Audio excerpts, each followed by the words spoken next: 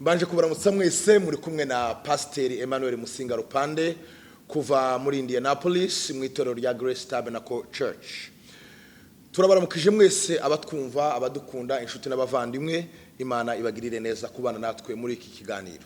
Turagira ngo tuvuge hejuru y'ijambo rivuga ngo usanga abantu basenga ari ugasanga ubuzima ntibuhinduka bwa buri munsi. Hari ubuzima bw'imibereho ya Gikristo ugasanga yuzuye umwuka, ariko wagera mu rugo ugasanga harimo ibibazo, eda mu rugo rwiwe, imibanire iwe n'abana n'umugore, cyangwa se mu buryo bw'imibereho y'ubuzima busanzwe.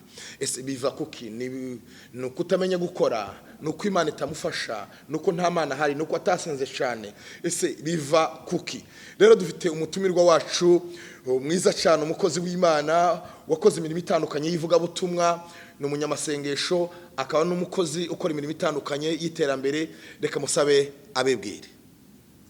Murakoze cyane, nitwa Bihonzi Gedeon Rutambwe, ndi umupasitori mu itorero rya Well Salvation Church ryo mu Rwanda, ariko muri iki gihe nkorera imirimo isanzwe y'ubuzima mu Bwongereza.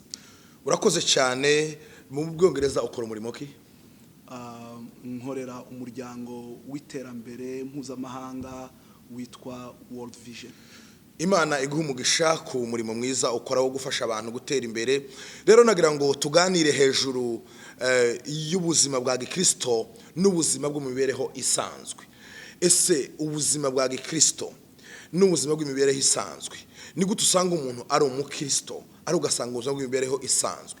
Ikibazo ni ukudakora, ikibazo ni ukutabisengera, ikibazo ni Imana itaba yaramushubije. Biva kuki? Icyo ni ikibazo mpora nibaza kenshi.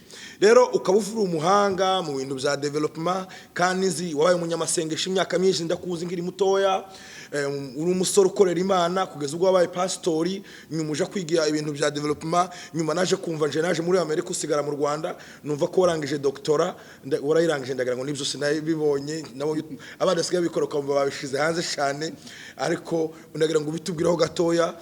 Wize development cyangwa wize sociology? Nize sociology muri universite, nize public health muri masters, nize leadership development muri PhD. Nibyo wize. Rero Imana iguha umugisha muri experience waginyuramo. Iki kibazo ukibona gute? Kandi cyane cyane mu buzima bw'imibereho yacu y'abanyafrika mu biyaga bigari ni ibintu byiganje cyane. Ubona biterwa niki gusanga abantu ari abanyamwuka cyane bakarara mu butayu, wareba mu buzima bw'imibereho ugasanga ni ikibazo? Wewe mu mashuri yize, mu Bukristo wanyuzemo, ubibona gute? Biterwa niki? Murakoze cyane ku nsanganyamatsiko nini cyane kandi isaba gutekereza cyane no kuba hari ibyo wayibonyeho, ariko ndagira ngo nyivugemo ibintu gusa bibiri bigufi. Icyambere nuko mu bijanye n'umwuka ari nacyo kidushishikaje cyane uno munsi, ari nacyo gitumye ndi naha muri iki gihe. Bibiliya iravuga ngo mushaka ubwami bw'Imana no gutungana kwayo, ibisigaye byose muzabyongererwa. Amen. Kandi icyo kintu ni ukuri, ariko rimwe na rimwe nk'uko bivuze hari abo dusanga bigaragara ko bahirihimbaniye cyane amasengesho, gushaka ubwami bw'Imana pe, ariko waje kureba ibindi byose kubyongererwa, ukibaza ngo ese ko tubona bidahinduka cyane, kandi barasenze cyane. Ndakeka ko Imana ibyo yagombaga gukora ku gakiza kacu, ku buzima bwacu, yabirangirije muri Yesu Kristo, kuko Bibiliya iravuga ngo yaduhereye imigisha yose yo mu buryo bw'umwuka n'ubundi buryo bwose muri Kristo Yesu. Kuko mu Bagalatiya aravuga ngo kugira ngo umugisha wa Aburahamu ugere no ku banyamahanga, twawuheshejwe na Yesu Kristo, kugira ngo kwizera nako kuduheshe wa mwuka twasezeranijwe. Iryo jambo risobanura umugisha wa Aburahamu uba mu buryo bw'umubiri no mu buryo bw'umwuka. Uwo mugisha wose twarawuhawe, twarawushyikiriye, nta nundi uzaza, kuko Imana yawutanze rimwe risa muri Yesu ngo bibe bihagije iteka. Icya kabiri rero gituma ubona abo bantu bakora iyo mirimo ariko ntibagere ku cyo batekereza nibo. Ikibazo si Imana, ikibazo si Satani, ikibazo n'abantu. gute? Bibiliya iravuga ngo nzaha umugisha imirimo y'amaboko yanyu, kandi ikavuga ngo udakora ntakarye. Ni ukuvuga ngo reveni, umusaruro w'umuntu ungana n'imbaraga yashoye mu bikorwa byiwe. Icyo nicyo cyonyine. Ntushobora kuja mu butayu mu masengesho ngo wirize ngo usenge ngo Imana, ahubwo umwanya dufata mwinshi dusenga, hari igihe dusengera ibyasubijwe, ibyo ngibyo ntibizongera gusubizwa, ahubwo gushira mu bikorwa ibisubizo byacu nibyo bigaragaza urwego rw'umusaruro tubona. Kuko kuja gusenga ngo Imana iguhe umugisha kandi yaraguhaye muri Kristo, ni nko kongera gusaba Imana ngo izohereze Yesu azabambwe kandi kubwawe ubwa kabiri. Icyo gihe rero bisobanura ko amasengesho uri musenga muri uwo mwanya aba ari imfabusa, ahubwo haguruka utera intambwe ukore. Iyo wuzuye umwuka wera, umwuka wera akumurikira muri byinshi. Bibiliya iravuga ngo azatuyobora mu bintu byose by'ubuzima bw'umubiri, by'ubuzima bw'umwuka. Ijambo rikomeye abantu baza basoma bakarisobanura uko bishakiye, ni ijambo riba mu bice 7 bya Matayo n'umurongo wa 7. Musabe muzahabwa, mushake muzabona, mukomange ku rugi muzakingurirwa. Kuko usabye ahabwa, ushatse abona, ukomanze ku rugi azakingurirwa. Abarokore benshi n'abakristo benshi bazi ko rukusha mu butayu agasenga amezi 2, iminsi hari abaza birata ngo basenze iminsi 40. Nyuma yo gusenga iminsi 40 wakoze iki? Ririya jambo risobanura mu buryo bw'umwuka, mu buryo bw'imibereho, bw'imibanire n'abantu, mu buryo bw'ubukungu, mu buryo bw'ubuzima buhoraho mu minsi yose. Abantu bize batabona akazi bijana n'imbaraga bashize mu gusaba akazi, mu kwapurika akazi. Tushobora kurangiza ngo wicare ngo bazaguhamagara gusa, cyangwa uje gusengera akazi, cyangwa uje gusengera akazi. Ama application umaze gukora, ama opportunity wacekinze, ukagerageza gusaba akazi, arangana gute? Abantu benshi batinya ubucuruzi kandi bari mu karere gakorerwa mu bucuruzi. Abantu benshi batinya kwihangira imirimo, kandi kwihangira imirimo bigaragara neza ko ari byo bitanga umusaruro munini kuruta gukorera abandi. Ni ukuvuga ngo iyo utekereje urakoresha, kandi iyo utatekereje ukorera abatekereje. Abantu ino muri ibi bihugu murimo, numva ngo mukora mu makampani, ariya si amakampani yavuye mu ijuru, ni amakampani yahanzwe n'abantu batekereje. Kandi ni abantu nk'amwe, kuko iwe uticara ngo utekereze kampani wahimba ngo urebe uburyo uzakoresha abagira ubunebwe bwo gutekereza. Hari ijambo wari uvuze ngo abantu bategereza ngo Imana ibahe umugisha yarangije kuwuduhereza. Hari ibintu hari umuntu usanga gusanga agiye mu butayu, cyangwa agiye ahantu bamwe numva mu Rwanda ngo baje muri Kanyarira, abari Uganda ngo baje kuri Prayer Mountain, abari muri Kongo bagira ahandi baje ngo gusenga muri za Gitavi, akaje gusaba Imana umugisha, cyangwa umuhanuzi akaguhanurira ngo Imana iguhaye umugisha. Ibi bintu wo bivuga nibyo cyangwa se umugisha baba basaba? Yego, Bibiliya iravuga ngo duhore dusenga, kandi gusenga birimo gusenga uburyo bwinshi, bw'uburyo bwo kwinginga. Nako Bibiliya ivuga ngo dusenga udasiba, twinginga cyane. Sinshaka gucogoza no guca intege abasenga, kuko tugomba gusenga cyane. Ahubwo nje muri iki gihe sigaye mbona abantu ibihe byo gusenga byaragabanutse, ahubwo bakaja mu bihe byo kuvuga no kwiyerekana, niyo bagiye gusenga babibwira abantu. Kandi Yesu yaravuze ngo nuja gusenga wiherere. Nta nubwo ari ngombwa kugomba kubwira abandi ngo nasenze iminsi 40, ngo nagiye Kanyarira, ngo nagiye Prayer Mountain, nagiye Gitavi. Ibyo ngibyo si byo bikenewe. Ibikenewe ni ukuhora uba mu bihe byo gusenga. Icyo ndacemera cyane gusenga, ariko ikigerekaho icyo ugiye gusengera ni igiki?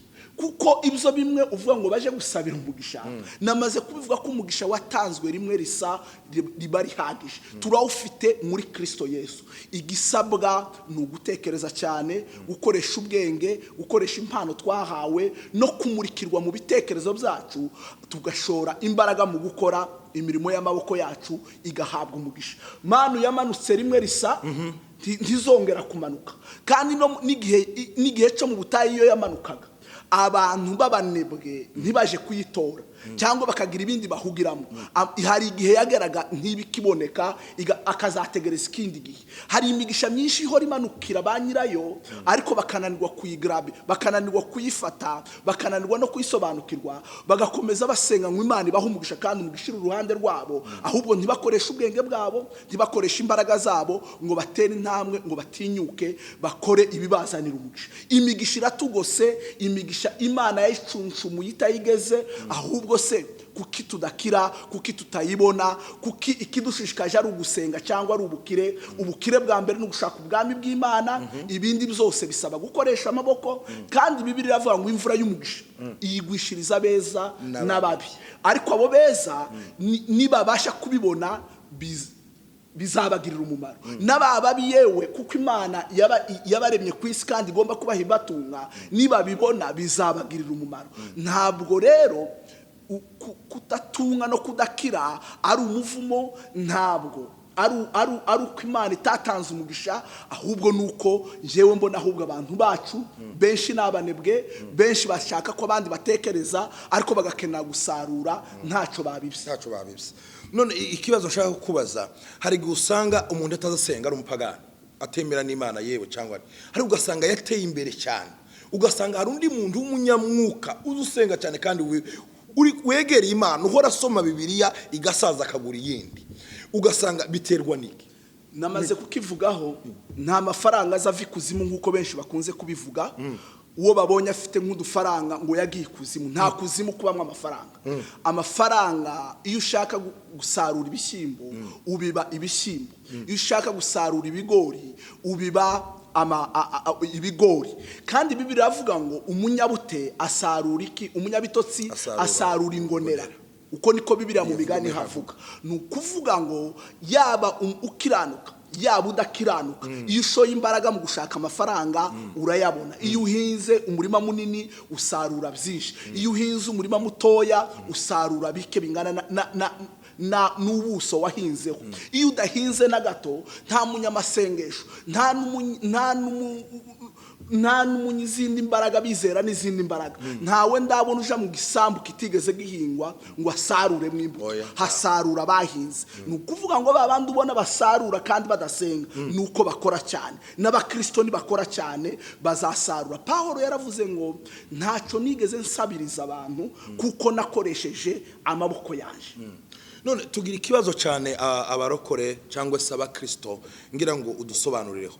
Usanga dutinya ubucuruzi, tugatinya no mu matorero dutinya kuvuga amafaranga cyane, kuko baravuga ngo amafaranga ngo niyo ntangiriro y'ibibi byose. Wowe ubona gute? Ahubwo ikibabaje kinyuranyije n'icyo umbwiye nuko inyigisho 80% zo mu matorero y'iki gihe zibwiriza amafaranga, kandi ziba zigamije gusarura amafaranga mu bakristo kugira ngo abarimo babwiriza izo nyigisho aribo bayagira. Ntabwo rero izo arizo nyigisho zakagombye kuba mu itorero, kuko izo ngizo ni rusange tuzihuriyeho n'abapagani. Inyigisho zo mu itorero zakagombye kugambirira kubwiriza abantu gukizwa no kuzana abantu kuri Yesu. Icyo nicyo kintu cy'ingenzi kuri jewe. Icyo batinya kuvuga ni ibijanye n'imico itandukanye, ariko usibye ko batakagombye no kurinda bakibwiriza abantu, kuko n'ubuzima busanzwe nuryamo ntuje gukora ntuzasarura. Kandi ibyo twiga uburyo amafaranga aboneka si mu itorero byakagombye kwigishwa. Ba data na ba mama batanze minervare, tuja kwiga za ekonomi, tuja kwiga za gestion, tuja kwiga za sociologie, tuja kwiga za politike. Iyo twarabyize byararangiye, nitugaruka kuvuga ngo tuzabona amafaranga ariko twabyigishwe mu itorero, zizaba ari inyungu z'abagamije kubyigisha. Naho ubundi muri rusange amafaranga aranyanyagiye hanze, inganda ziranyanyagiye hanze, ahubwo twakagombye kubyuka tukayakorera cyane, bigatuma tutaza no kwifuza mu bakristo bacu. Rero icyo ushaka kuvuga ni iki? Umukristo wese ugomba guhaguruka ugakora kugira ngo uva aho ugeze. Hari ibyo ugomba gusengera. Hari umwanditsi wanditse aravuga ngo buri muryango wose ugira urufunguzo rwawe. nufungurisha urufunguzo umuryango utari wawe ntiruzafunguka. Nukenera amafaranga uzakore, nukenera amavuta y'Imana uzasenge, nukenera kwezwa uzihane. Icyo Imana ishaka nuko tugira ubwenge tugakoresha ikintu cyose mu mwanya wacu mu gihe cyacu. Rero turagusaba nawe uri umukristo usenge, nurangiza gusenga ukorera Imana. Niko daze marakazi nabari keza kabi gato kaguhemba menshi cyangwa make, ariko ukore nurangiza usenge. Ntugasabe, ntukifuze akuko Imana yaguhaye imbaraga zawe. Inikamo cyangwa se umutungo ukuzaho uva ahantu habiri, uva mu mbaraga zawe no mu bwenge bwawe. Ndagusaba ngo kuva none umenye yuko gusenga Imana ntimanura amano, ahubwo urasenga Imana ikaguha kubaho no gukora kugira ngo Imana ishobore kuguheza ibyo wifuza n'ibyo ushaka. Rero ndagira ngo nsaba umutumire wacu agira ijambo atubwira ryo kurangiza kugira ngo abwire abantu batwumva. Bibiliya iravuga ngo ukuboko k'umunyamwete kuzakira kandi ukuboko k'umunyabute kuzasonza. Nibakora bazasarura, nibadakora bazasonza. Bakomeze baba abakene kandi bakomeze bifuze, bigwirizeho ibyaha n'ibindi byose bibabuza kuja mu ijuru ariko bibabuza no kubaho mu isi. Kora uronke kandi Imana ibaho umugisha kandi humugisha imirimo y'amaboko yanyu. Murakoze cyane. Imana ibagiriye neza. Mwari kumwe na Musinga kuva Indiana muri Grace Tabernacle Church hamwe n'umukozi w'Imana Pastor Gedeon Rutambwe. Imana ibagiriye neza, tuzabonana ubutaha.